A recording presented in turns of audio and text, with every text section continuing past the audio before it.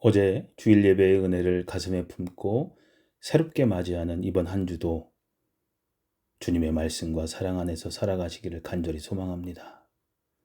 오늘 우리에게 주시는 하나님의 말씀은 레위기 19장 18절입니다.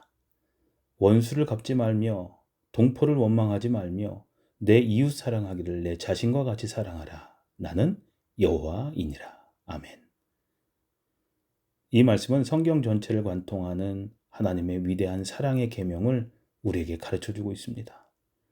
내 이웃을 내 자신과 같이 사랑하라 라는 말씀은 구약과 신약을 관통하여 하나님께서 우리에게 주신 가장 중요한 명령 중 하나입니다.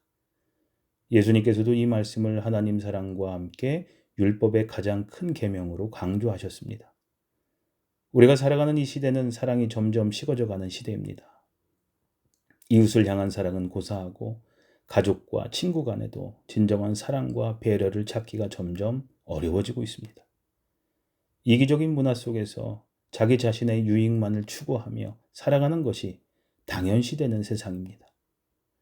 사람들은 자기를 더 사랑하고 자기 중심적으로 살아가라고 끊임없이 부추깁니다.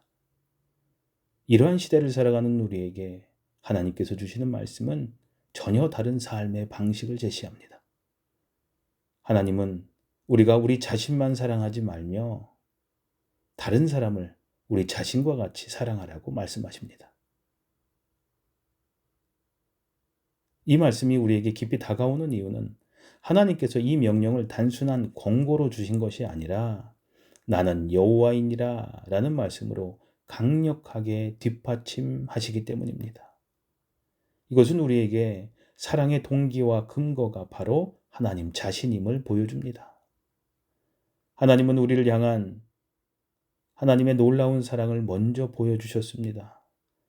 우리가 하나님을 알지 못하고 하나님을 멀리 떠나 있을 때도 하나님은 우리를 먼저 사랑하셨습니다. 하나님의 사랑은 값없이 주어진 조건 없는 사랑이었습니다.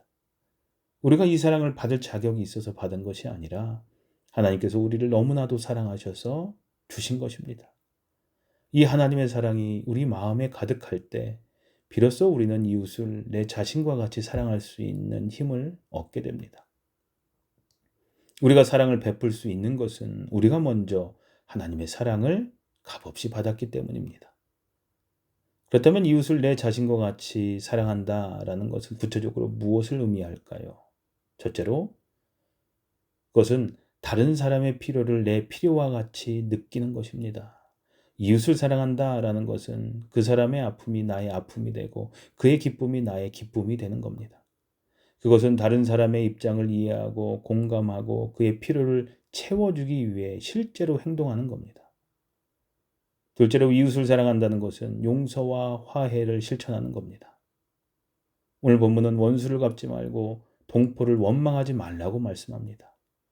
우리 삶에서 갈등과 오해는 피할 수 없지만 하나님께서는 우리가 복수하거나 원망하기보다 오히려 용서와 사랑으로 상대를 품으라고 말씀하십니다. 용서하지 않고서는 결코 참된 사랑을 실천할 수 없습니다. 용서는 사랑의 가장 강력한 표현입니다.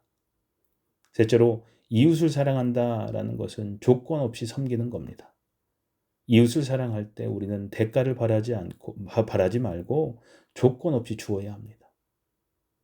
하나님께서 우리를 사랑하셨을 때 조건 없이 사랑하셨듯이 우리도 다른 사람을 섬길 때 어떤 조건을 달지 않고 진심으로 섬기는 마음을 가져야 합니다.